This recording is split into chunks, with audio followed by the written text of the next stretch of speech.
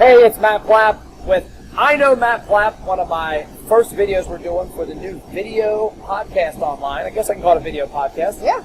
And I am here in lovely Denver, Colorado at Roast Brewing. As you can see behind me, the lovely kettles are brewing some great lagers.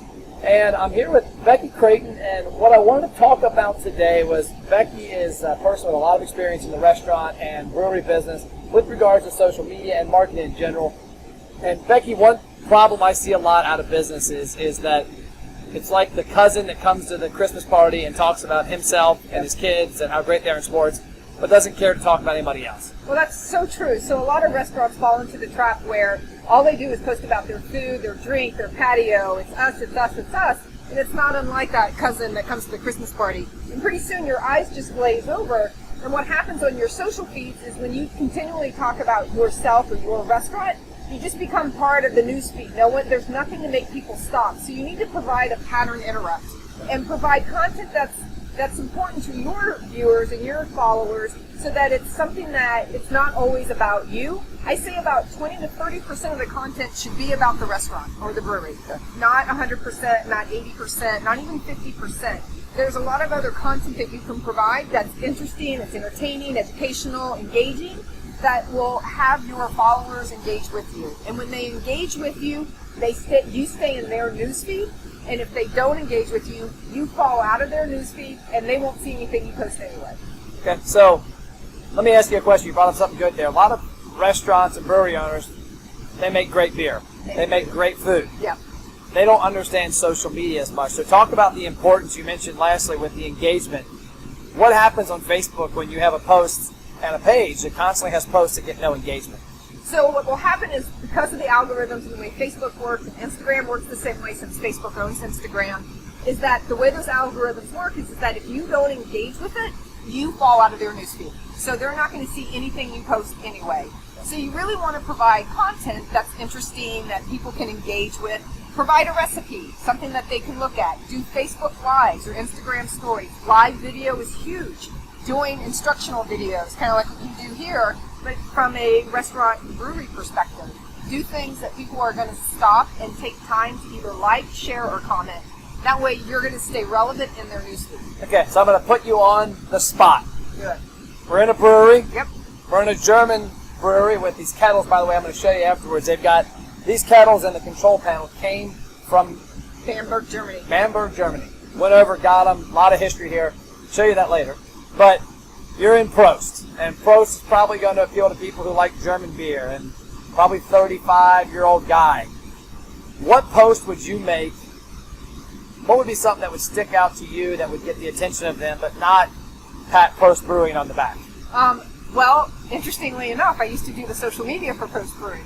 Okay. So one of the things that I would do is I would give history of brewing in Germany, right? Germany has a very long history of beer.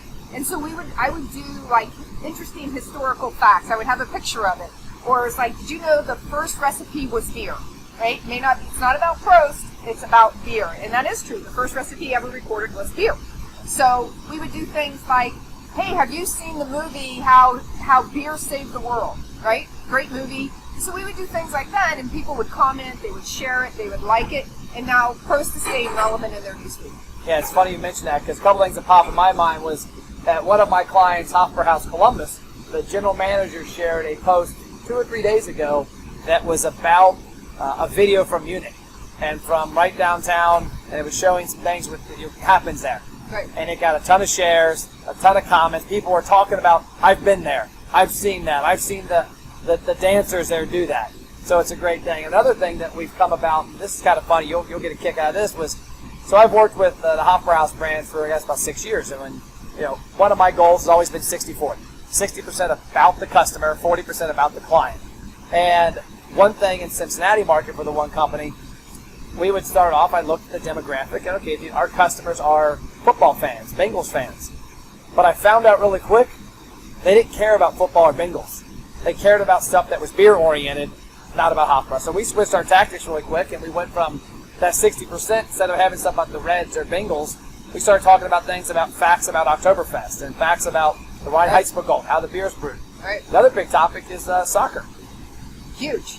So now let's talk about a restaurant. So you mentioned one earlier, which I thought was pretty cool, about like National Margarita Day and some of the drink days. Yep. How would you capture the attention of social media followers of a brand on those days? You know, that's actually, it's a great question. It's also a very easy thing to do. So when you have like October 17th is National Pasta Day, right? If you serve pasta, if you make pasta, show your chef making the pasta. Show your bartender during a martini, making a martini and talking about the history of a martini. Provide the recipe in the post, and now you have, and make sure you do it live. You can do Instagram stories, Facebook Live, Twitter Periscope. You can push that content out there. It's live, it's easily shareable, and it's not long. Okay, cool. Well, anything else you want to share? Anything about your company, what you do? Awesome, thank you. Yes, hey, how about that? I have a company called Copy Paste Social. I've been doing social media for 9 years. I started Colorado's first food tour company. I have just under 7,000 social media followers. I do food tours in Denver. So my clients would ask me, how did you get so many followers? That's how I really got into doing social media for restaurants. So the one thing that I know that as a restaurant owner or a brewery, the hardest thing to do is to curate content. So what Copy Paste Social does is we curate content for you that's entertaining, engaging, educational. We send out tips to you every week. Here's what you should post this week from a live perspective. Then we do funny things like, what do you call a cow with a twitch? Oh, no. Beef jerky. So, or how do you make a milkshake? I think I know this one, but what is it? Give a cow a pogo stick. And then we show a picture with a cow on a pogo stick. It's a pattern interrupt. You're not expecting that. So those are the things that we do. We help restaurants supplement their current social media efforts.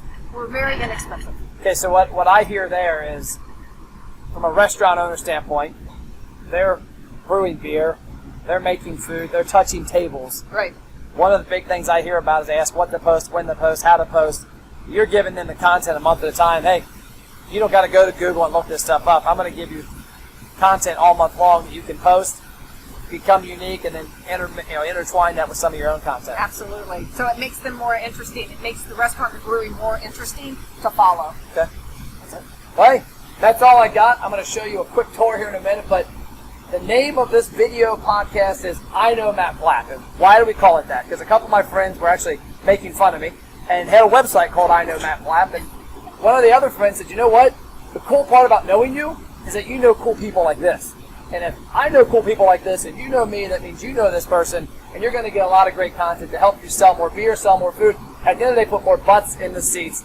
That's all I've got. I will see you around, and hang out and check out this quick tour. Hey, what's going on? It's Matt Plapp, and as I promised, I'm going to give you a quick tour because there's some cool stuff happening here at Prost Brewery in Denver, Colorado. So these tanks you're seeing, making some beer right now. This one's got some, you can't see it on camera, some steam coming off it. But what's really unique about this, why I wanted to show you this, is they went to Germany and got these. No, they didn't have them manufactured. These were in a brewery that was 4th generation in Germany, Bamberg, that apparently some of the family members didn't want to carry the tradition on, and so they closed down.